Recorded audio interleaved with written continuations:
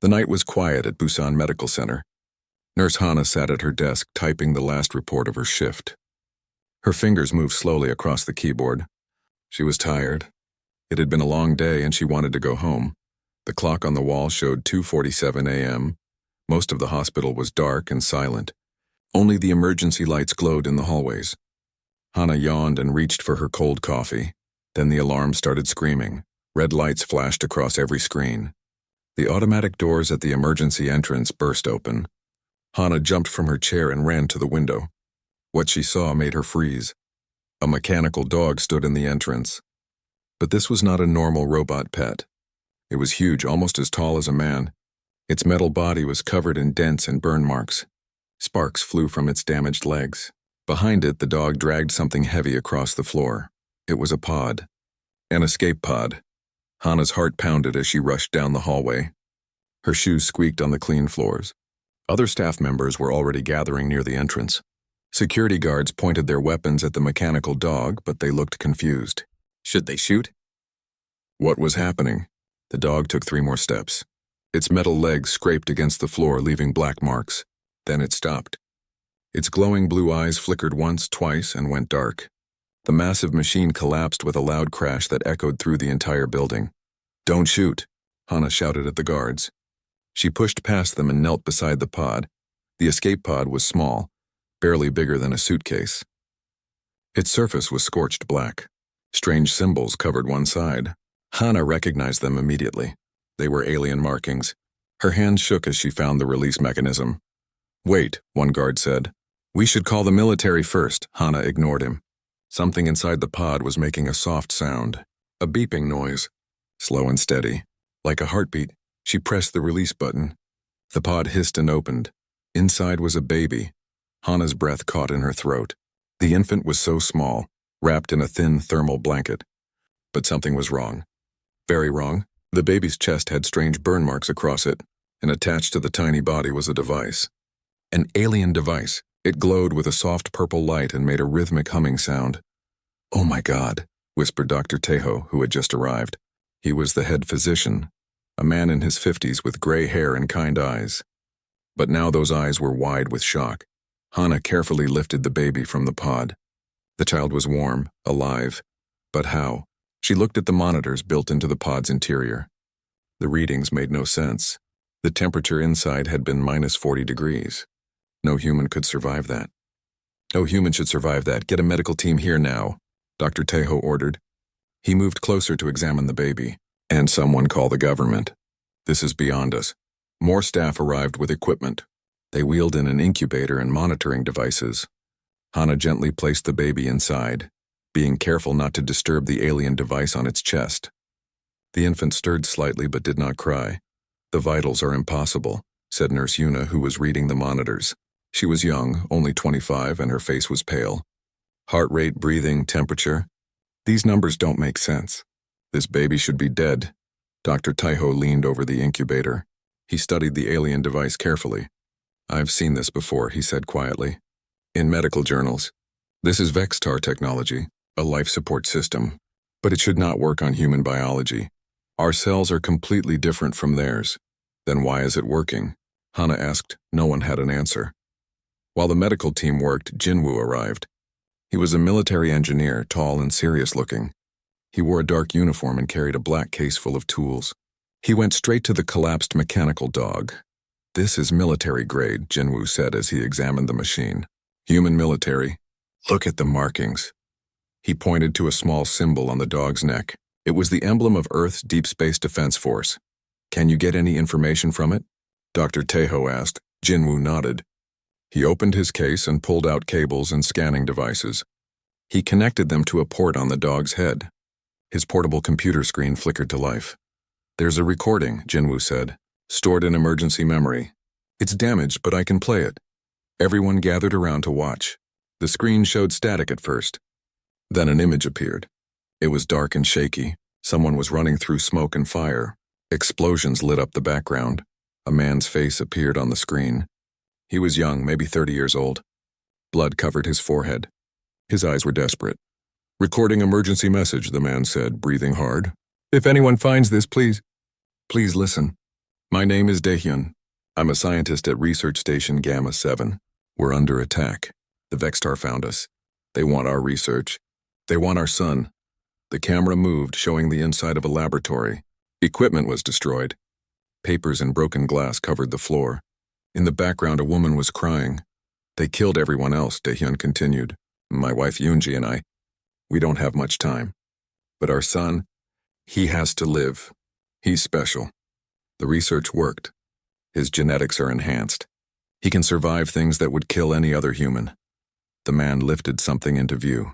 It was the alien device, the same one now attached to the baby's chest. I stole this from them, Daehyun said. A Vextar life support system. I modified it.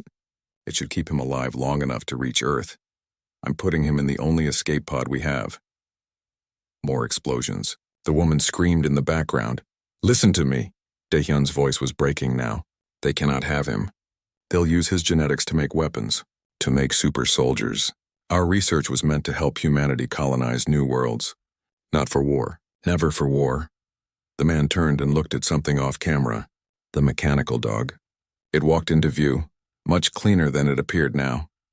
Take my son home, Daehyun said to the machine. His tears reflected in the blue light of the dog's eyes. Protect him.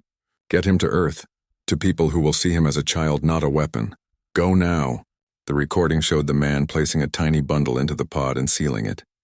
The mechanical dog grabbed the pod with its metal jaws and turned to leave.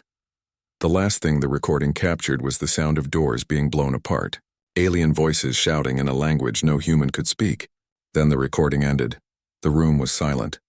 Hana looked down at the baby in the incubator. This tiny innocent child had traveled across space, had survived impossible conditions, had been protected by a machine that traveled 800 kilometers through hostile territory, just to bring him here. What do we do? Yuna asked quietly. Before anyone could answer, new alarms started ringing. Different alarms. Security alerts, we have incoming signals, a guard said, looking at his device. Multiple spacecraft entering Earth's atmosphere. They're heading here. Dr. Taiho's face hardened. Lock down the hospital. No one gets in or out without my permission. Who's coming? Hana asked, though she already knew the answer. Jinwoo closed his computer. The Vextar. They tracked the pod's signature. He looked at the baby. They're coming for him. Hana moved closer to the incubator. Some protective instinct surged through her. This baby had no parents.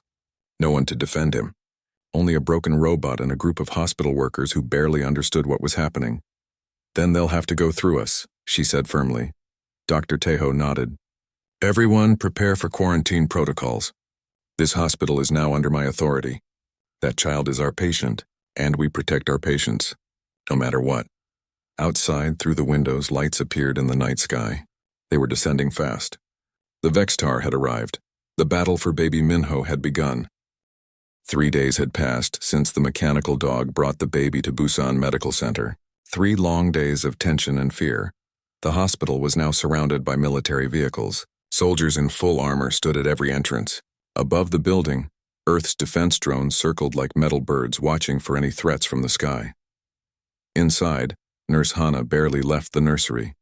She had taken charge of caring for the baby. Everyone was calling him Minho now, though it was just a temporary name.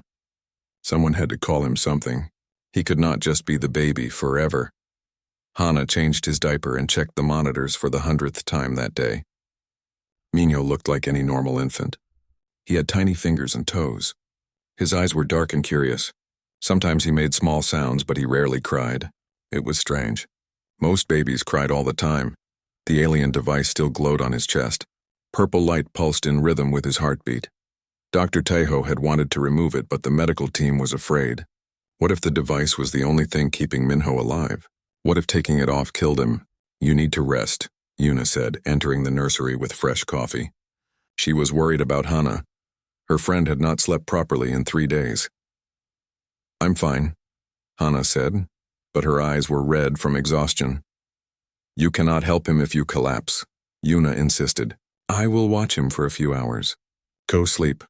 Before Hana could argue, the door opened again. Jinwoo entered carrying his laptop and looking excited. I found something, he said quickly. In the dog's memory core. There is more data. Much more. He set up his laptop on the table and pulled up files. Images appeared on the screen. Research notes. Diagrams of DNA structures. Photos of a space station floating in the darkness. This is Research Station Gamma 7, Jinwoo explained. It was officially listed as a civilian science facility. But look at this. He pulled up financial records. They received funding from the military. Secret funding. The government was paying for their genetic research. Dr. Taeho arrived just in time to see the files. His face grew dark. This is bad. If the research was military funded, it means Earth broke the treaty. What treaty?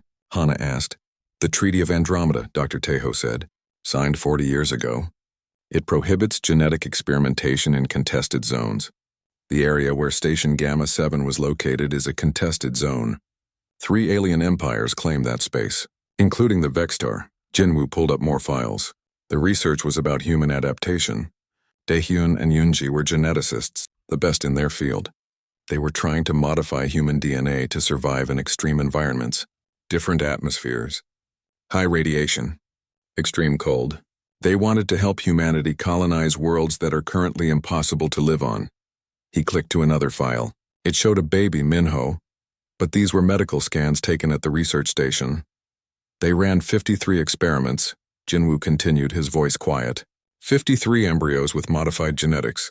Only one survived, Minho. Hana felt sick. 53 attempts, 52 failures. How desperate had these parents been? The modifications worked, Jinwoo said. According to these notes, Minho can breathe multiple atmospheric compositions. His cells can repair radiation damage. He can survive temperatures that would freeze or burn other humans. His parents created the perfect colonist, or the perfect soldier, Dr. Taeho added grimly. That was the problem, Hana realized. Technology meant for peace could always be used for war. Minho's enhanced genetics could help humanity spread across the galaxy, or they could create super soldiers who could fight anywhere, survive anything. The Vextar found out about the research, Jinwoo continued. They attacked the station, not to destroy it, to capture it. They wanted this technology for themselves. Look at this combat report. The screen showed military data. Vextar warships had surrounded the station. They demanded surrender. When Daehyun and Yoonji refused, the Vextar attacked. But they were careful. They did not blow up the station. They boarded it, trying to take the scientists alive. Daehyun and Yoonji fought back, Jinwoo said. They destroyed all their research data. Erased everything. The only evidence left of their work is Minho himself. And now the Vextar want him, Yuna whispered, looking at the sleeping baby. As if on cue, alarms sounded throughout the hospital. But these were not attack alarms. These were diplomatic alarms. We have visitors, a guard announced over the intercom. The Vextar ambassador is here. With a legal team, everyone rushed to the conference room. Hana insisted on coming too. She would not leave Minho's side, so they brought the incubator with them. The baby slept peacefully, unaware of the storm gathering around him. The conference room was large, with windows overlooking the city. Earth's representative, Ambassador Soman, was already there. She was a woman in her 40s, professional and calm. She had handled many alien negotiations before. Then the Vextar entered. Hana had seen pictures of the Vextar before, but seeing one in person was different. The alien was tall, nearly 7 feet.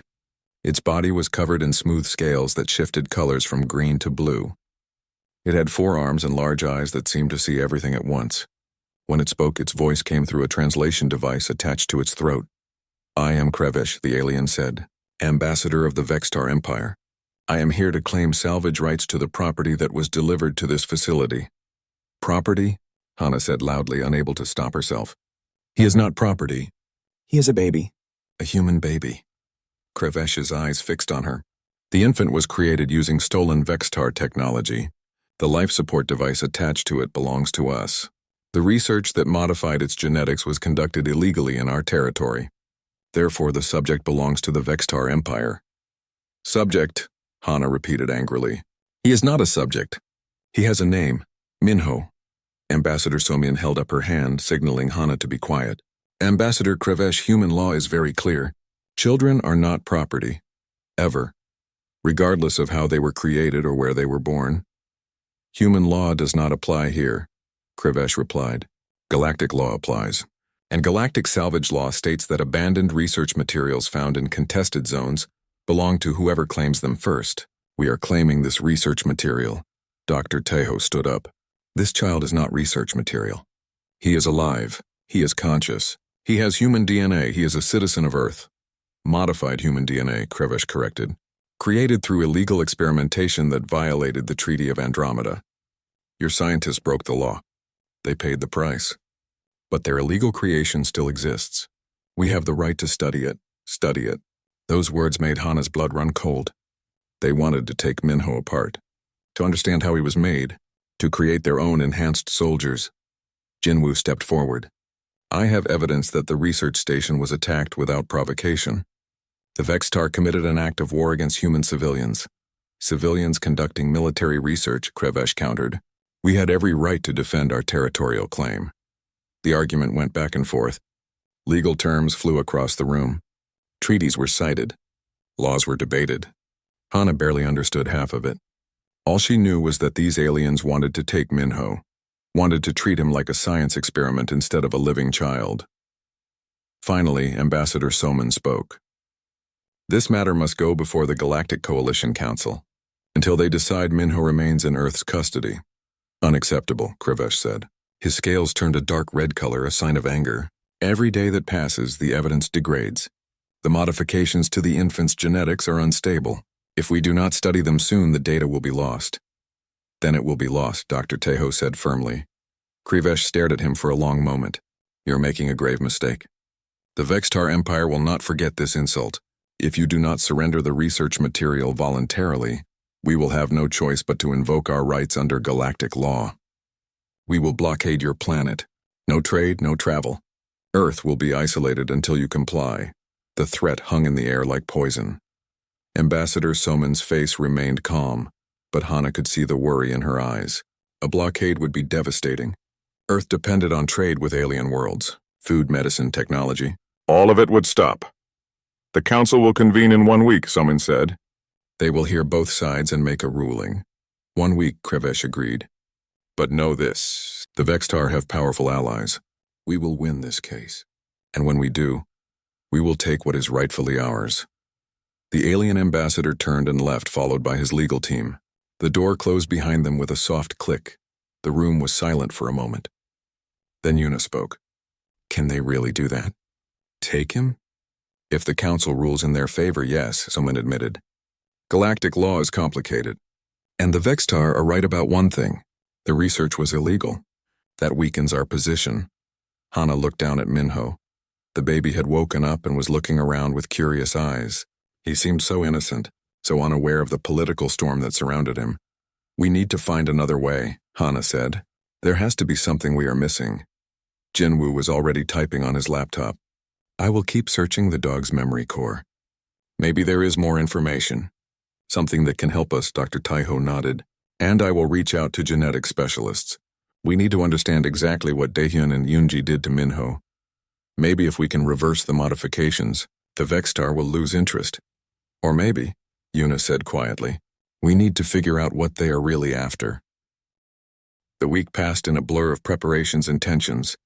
Busan Medical Center had transformed into something that looked more like a fortress than a hospital. Armed guards stood everywhere. Diplomats from 4 different alien species arrived on Earth, each with their own agenda. The Galactic Coalition Council meeting would take place right here in the hospital. It was unusual, but Ambassador Soman had insisted. She wanted the council members to see Minho, to understand that they were deciding the fate of a living child, not just an abstract legal case. Hana had barely slept at all. She spent every free moment with Minho, feeding him, holding him, talking to him. The baby was growing stronger each day. He smiled now. He reached for things with his tiny hands.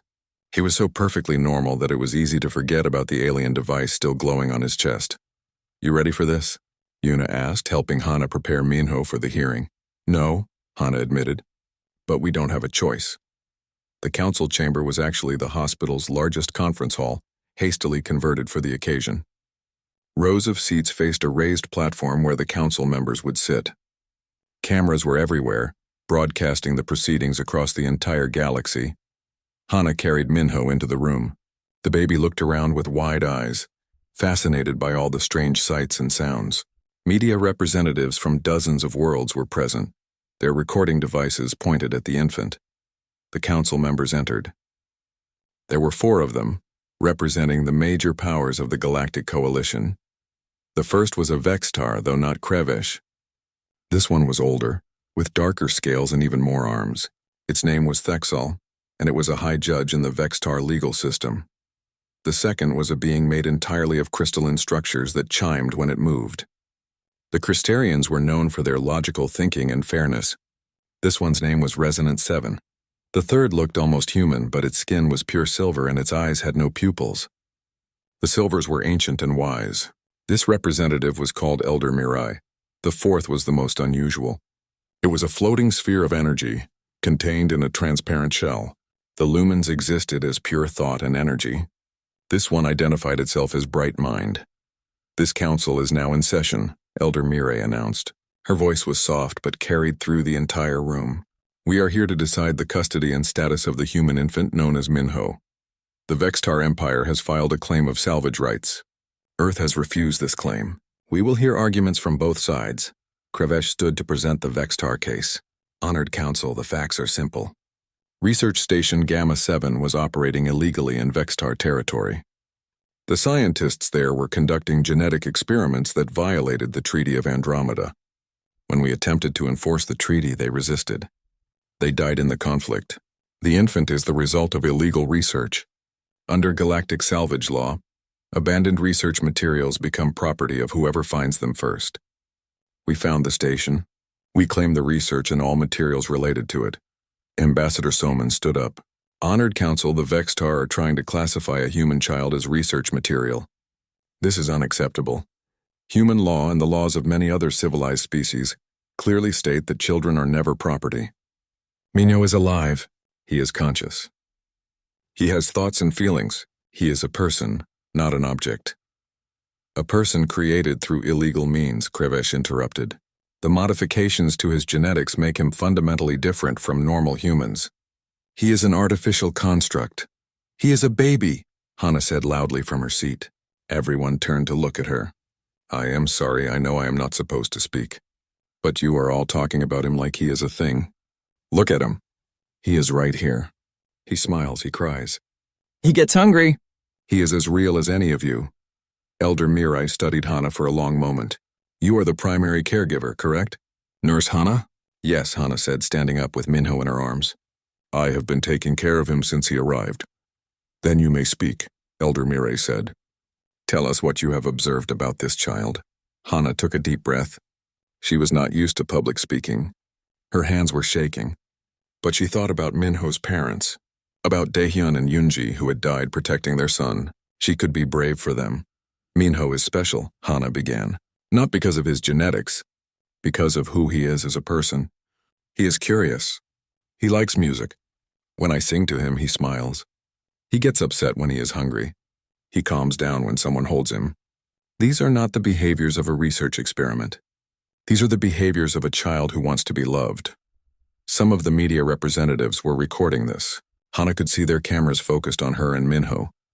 "His parents did not create him to be a weapon," Hana continued. "They created him to save humanity, to help us survive on new worlds. Yes, they broke the law. Yes, they made mistakes. But they did it out of hope, not hate. And they died protecting him from people who would turn that hope into something dark." Krevesh made a dismissive gesture with one of his forearms. "Emotional appeals do not change the law. The research was illegal. Earth must face consequences." Dr. Tejo stood up next. "Then Earth will face consequences. We accept that. But Minho should not be punished for his parents' choices.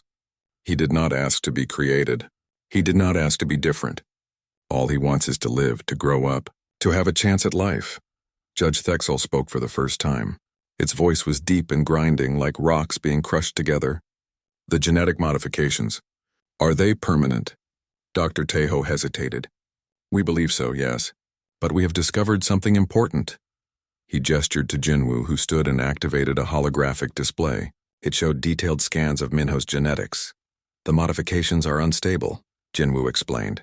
"They are slowly changing. In some areas they are becoming more pronounced. In others they are fading.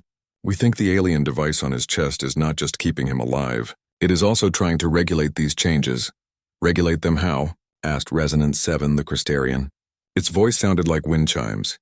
We are not sure, Jinwoo admitted, but here is what we do know. The device is not just sending data to Minho's body. It is also collecting data from him. It has been recording every change in his genetics since it was attached. The room went quiet. Everyone understood what that meant.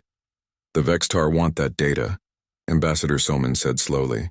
That is what this is really about. They do not just want to study Minho. They want to download everything the device has recorded. They want to know exactly how to replicate the genetic modifications. Krivesh's scales turned dark red again. That is irrelevant. The data is ours by right of salvage. The data is part of Minho's body, Dr. Tejo argued. You cannot separate them without his consent. And he is too young to give consent. Therefore, his legal guardians must decide. And as his doctors, we refuse to allow any procedure that would harm him. Brightmind the Lumen spoke for the first time. Its voice echoed strangely, as if coming from multiple directions at once. What if the device is removed? Everyone looked at Dr. Tejo. He took a deep breath. We have been studying that possibility. The truth is, we do not know what would happen.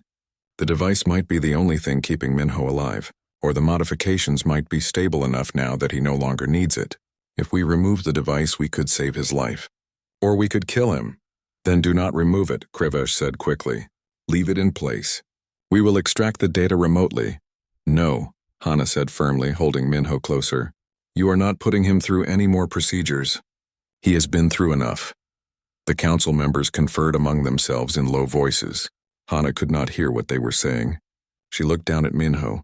The baby was starting to fuss. It was almost time for his feeding. Finally, Elder Mirai spoke. This council must consider all aspects of this case. The legal issues, the moral issues, the political issues. We will take a short recess to deliberate. As the council members left the room, Ambassador Soman approached Hana. You did well, she said quietly. You showed them Minho's humanity. That matters. Will it be enough? Hana asked. Soman did not answer. She did not have to. They both knew the truth. The council would make a political decision as much as a legal one. And the Vextar were powerful. They had allies. Earth was still relatively new to the galactic community, still proving itself. The recess lasted 2 hours. Hana fed Minho and changed his diaper in a private room. Yuna brought her food, but Hana could not eat. Her stomach was twisted with worry. When they returned to the chamber, the council members looked grim. This council has reached a decision, Elder Mirai announced. After careful consideration, we rule as follows. The infant known as Minho is a human citizen of Earth. He has the same rights and protections as any human child. The Vextar claim of salvage rights is denied. Hana felt a wave of relief wash over her, but it did not last. However, Elder Mirai continued, the research that created Minho was illegal under the Treaty of Andromeda. Earth must pay reparations to the Vextar Empire for this violation. Furthermore, Earth must ensure that this research is never used for military purposes. If evidence emerges that Minho's genetic modifications are being weaponized, Earth will forfeit custody and the child will become a ward of the Galactic Coalition. Ambassador Soman nodded. Earth accepts these terms, but Judge Thexal was not finished. There is one more condition. 2 months had passed since the council's ruling. Life at Busan Medical Center had settled into a new routine, though nothing felt normal anymore. Hana had officially become Minho's guardian. The paperwork had taken weeks to process, but now it was done. She was legally responsible for him. The thought both thrilled and terrified her. She had never planned to be a mother. But when she looked at Minho, sleeping peacefully in his crib, she could not imagine her life without him. Minho was growing fast. He was bigger now, healthier looking. His eyes were bright and alert. He recognized Hana's voice and would smile when she entered the room. Sometimes he laughed, a sound that made everyone who heard it smile too. But the alien device was still there, glowing on his chest, and the readings were getting worse. Dr. Tejo called a meeting in his office. Hana arrived carrying Minho. Jinwoo was already there, along with Yuna and several genetic specialists from around the world. They had been studying Minho's condition remotely, analyzing every piece of data they could get. Show them, Dr. Tejo said to one of the specialists. A woman named Dr. Isel pulled up charts on the large screen. Minho's genetic modifications are becoming more pronounced, she explained. His cells are changing faster than before. The device is trying to regulate these changes, but it is failing. We estimate he has 3 weeks, maybe 4, before the modifications destabilize completely. What happens then? Hana asked, though she was afraid of the answer. His body will reject itself, Dr. Isel said quietly. The enhanced cells and normal cells will fight each other. His organs will fail. Without intervention, he will die. Hana felt like someone had punched her in the stomach. She held Minho closer. He was playing with her hair, completely unaware of the conversation happening around him. We have to remove the device, Yuna said. There is no other choice. But the council ruling, Jinwoo reminded them. We need approval first, and getting that approval could take weeks, time we do not have. Then we do it without approval, Hana said firmly. We save his life. Deal with the consequences later. Dr. Tejo shook his head. It is not that simple. If we violate the ruling, the Vextar can claim custody. They will take Minho away, and we will have no legal ground to stop them. But he will be alive, Hana argued. Will he? Dr. Isul asked gently. We still do not know if removing the device will save him or kill him. The modifications might be too integrated with his body now. Taking away the device could cause immediate organ failure. The room fell silent. They were trapped. Every option led to Minho's death or capture. Ambassador Somin arrived late to the meeting. She looked exhausted. She had been in constant negotiations with the Vextar, trying to find a peaceful solution. But the aliens were not cooperating. They know we are running out of time, Somin said, sitting down heavily. The Vextar are just waiting for us to make a mistake, or for Minho to die. Either way, they get what they want. If he dies, the device can be removed and studied. If we remove it without permission, they can claim we violated the ruling. There must be something we can do, Yuna insisted. Jinwoo had been quiet, typing on his laptop. Now he looked up. There might be. I have been analyzing the device more carefully. It is not just recording Minho's genetic changes. It is also regulating them. But here is the interesting part. The device is not Vextar in origin. Everyone stared at him. What do you mean? Dr. Tejo asked. I mean, the outer casing is Vextar technology, Jinwoo explained. But the core programming is human. Daehyun modified it heavily. He did not just steal a Vextar device. He rebuilt it, made it better, and he added something. Jinwoo pulled up complex code on his screen. There is a hidden protocol in the device, a final command that was set to activate if certain conditions were met. What conditions? Hana asked. If Minho reached Earth safely, if he was in the care of medical professionals, if enough time had passed for his body to stabilize. Jinwoo looked around the room. All those conditions have been met. The protocol has been waiting for someone to activate it. What does the protocol do? Dr. Tejo asked. It reverses the genetic modifications, Jinwoo said. All of them. It uses the data the device has collected to map Minho's original unmodified genetics. Then it slowly changes his cells back. It is like an undo button for everything Daehyun and Yoonji did. The room erupted in shocked voices. Everyone was talking at once. Hana just stared at Jinwoo, trying to understand what this meant. But why? She asked finally. Why would his parents create a way to undo their work? Because they knew, Dr. Isul said slowly, understanding dawning in her eyes. They knew that the modifications would make Minho a target. They knew that as long as he was enhanced, people would want to use him. So they gave him a way out. A way to become normal. But there is a problem, Jinwoo added. The reversal process takes time. About 6 weeks. During that time, Minho will be vulnerable. Very vulnerable. His body will be in flux, changing constantly. He will need constant medical care. And if the Vextar find out what we are doing, they will stop us. Ambassador Somin stood up and paced the room. We need to buy time. Keep the Vextar distracted while we run the protocol. How? Yuna asked. Somin thought for a moment.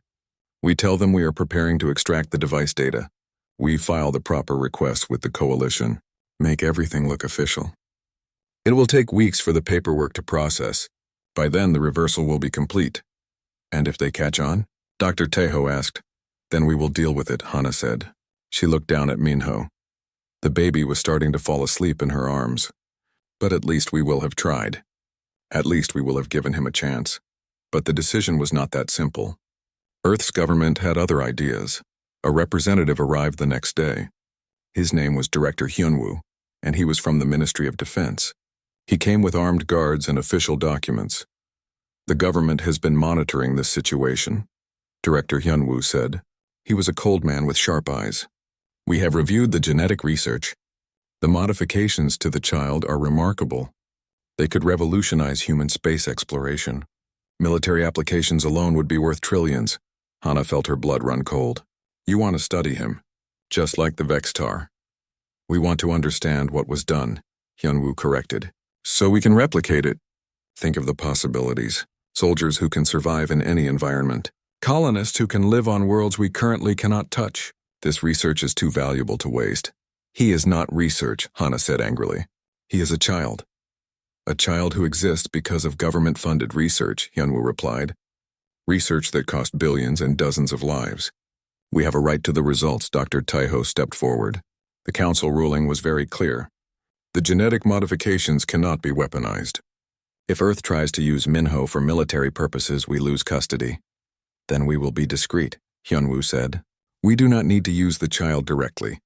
We just need samples, blood tissue, enough to understand the modifications. Then we can recreate them in volunteers. No, Hana said flatly. You are not taking anything from him. Hyunwoo's eyes narrowed. You are his guardian, Nurse Hana, but you are also a citizen of Earth. Sometimes personal feelings must give way to the greater good. The greater good?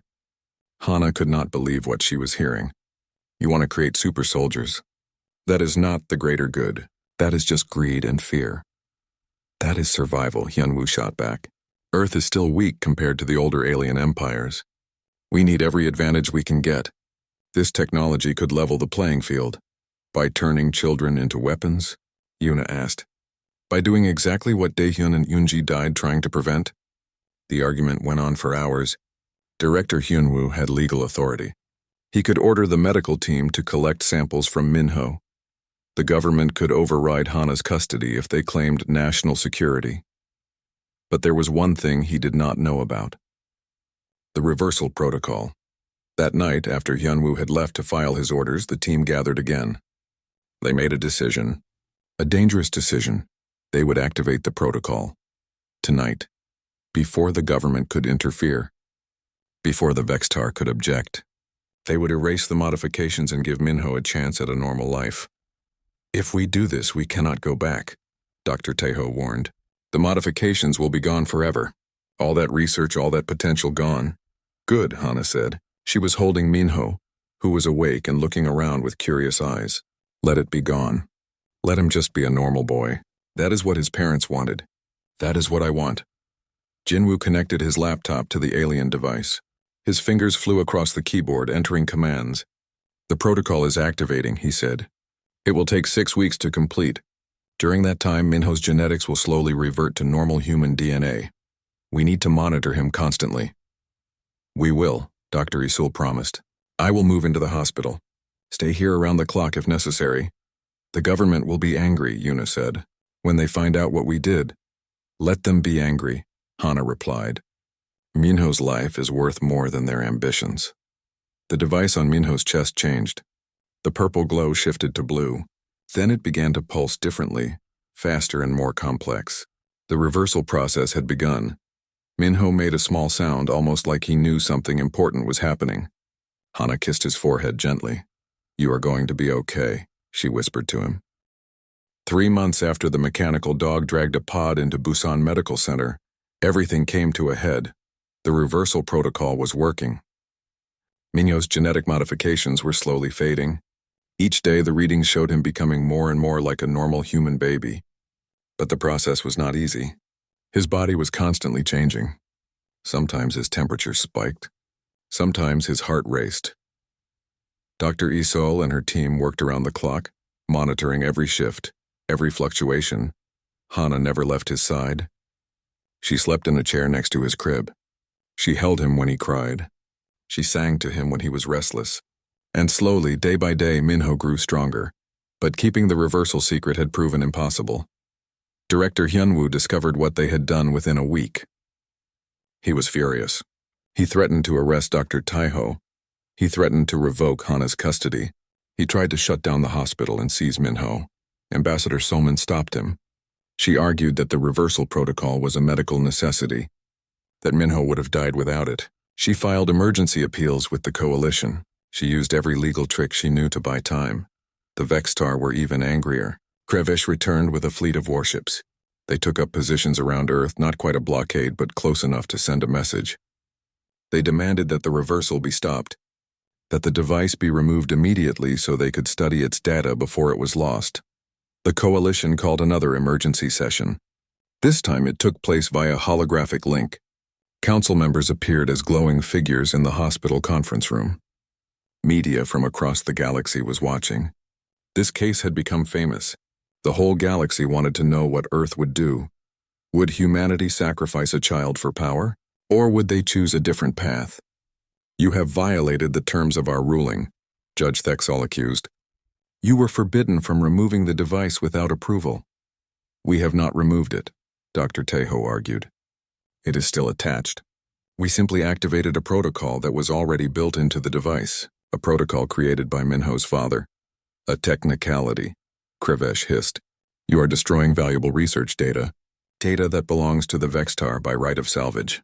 The data does not belong to anyone, Hana said. She was holding Minho again.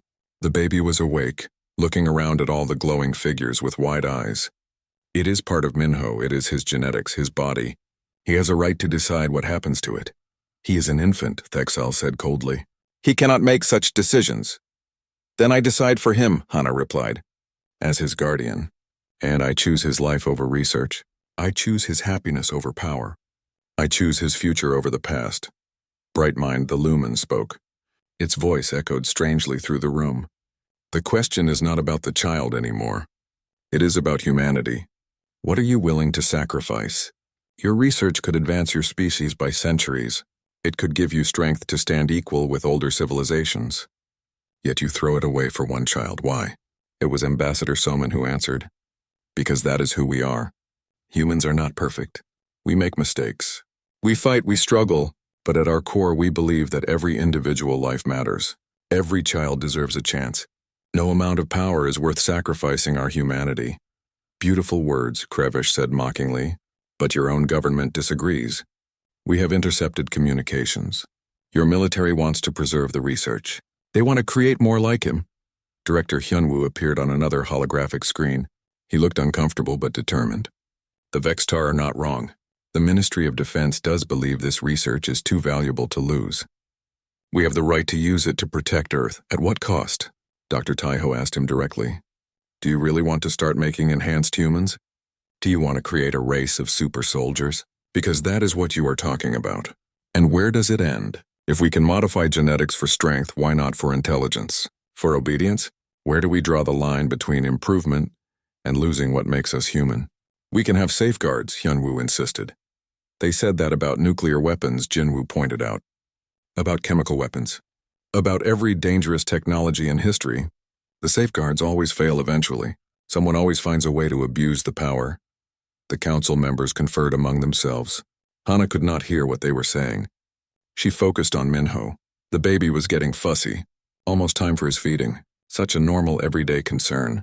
She tried to imagine a future where Minho was just a regular kid, going to school, making friends, living a quiet, happy life. That was all she wanted for him. Was it too much to ask? Elder Mirai finally spoke. This council must make a ruling. But first we would like to know something. The reversal protocol, can it be stopped? Dr. Isul answered. Technically, yes. But stopping it now would kill Minho. His genetics are in flux. If we freeze the process, his body will tear itself apart. The protocol must complete or he dies. And if it completes, the modifications will be gone forever? Asked Resonance 7. Gone forever, Dr. Isul confirmed. Minho will be a normal human child. The research will be lost. Not completely lost, Jinwoo added. He pulled up data on his screen. Daehyun and Yoonji were brilliant scientists. Their notes, their methods, much of it can be reconstructed from what we have learned studying Minho. But it would take years. Decades, maybe, and it would require ethical oversight. Volunteers, transparency. In other words, Ambassador Somin said, Humanity could pursue this research the right way. Slowly. Carefully. With respect for individual lives. Or we could rush it, sacrifice ethics for speed, and become the kind of species that treats children as lab experiments. The silence that followed was heavy. Then something unexpected happened. Elder Mirai smiled. It was a small smile, but it reached her silver eyes. Humanity, she said softly. You continue to surprise us. What do you mean? Soman asked. When your species joined the Galactic Coalition, we were uncertain, Mirai explained. Humans are violent, impulsive, emotional. We worried you would become a destabilizing force. But today you have shown us something important. You have shown us that your emotion, your passion, your love for individuals, these are not weaknesses. They are strengths, Bright Mind agreed. Most species, when given such power, would seize it. The temptation to create super soldiers to gain military advantage, it is almost irresistible. Yet humans are resisting. You are choosing mercy over might. Not all humans, Director Hyunwoo said bitterly. Some of us understand the reality of survival in a hostile galaxy. And some of you understand something more important, Resonance 7 chimed. That how you survive matters as much as whether you survive. Humanity could become powerful through cruelty and exploitation. Or you could become powerful through wisdom and compassion. You are choosing the harder path. We respect that. Judge Thexel was silent for a long time. Finally, the Vextar spoke. This council rules in favor of Earth. The reversal protocol may continue. Minho will remain in the custody of his guardian Hana. The Vextar claim is dismissed. Krevesh started to protest, but Thexel silenced him with a gesture. Enough. This case has taught us all something. The Vextar have been pursuing this technology for the wrong reasons. We wanted power. But true strength comes from knowing when to let go of power. The council session ended. The holographic figures vanished. Suddenly the room was just a room again, filled with tired people and one crying baby. Hana fed Minho and rocked him gently. He calmed down quickly, making happy little sounds, so normal, so perfectly, beautifully normal. Director Hyunwoo appeared in person an hour later. He looked defeated. The government is withdrawing its claim, he said quietly. The coalition's ruling has political weight. We cannot fight it without looking like monsters to the entire galaxy. Good, Dr. Tejo said simply. But you have cost Earth something valuable, Hyunwoo added. That research could have changed everything. It still can, Jinwoo said. Just not the way you wanted. I have been contacted by 3 universities already. They want to form an ethics committee, study Daehyun and Yoonji's work properly, with oversight, with volunteers. It will take time, but we can still learn from what they discovered. We just have to do it right. Hyunwoo shook his head and left. He did not understand. Maybe he never would. The next 6 weeks passed more peacefully. The Vextar ships withdrew from Earth orbit. Director Hyunwoo stopped visiting. The media attention faded. Life at Busan Medical Center returned to something approaching normal, and Minho continued to change. The modifications were almost gone now. His genetic readings looked more normal every day. The alien device was still working, still glowing, but the light was getting fainter. Then came the final day. Dr. Isul called everyone to the nursery. Hana, Dr. Tejo, Jinwoo, Yuna, Ambassador Soman. They all gathered around Minho's crib. The reversal is complete, Dr. Isul said. Minho is now genetically normal, fully human. The device has finished its work. As if on cue, the purple glow faded completely. The device went dark and silent. After a moment, it simply fell off Minho's chest. It had been held on by some kind of biomagnetic field. Now that field was gone. Hana picked up the device. It was smaller than she remembered, lighter. Such a small thing to have caused so much trouble. What should we do with it? She asked. Destroy it, Dr. Tejo said immediately. The data inside could still be valuable to someone. Better to eliminate the temptation.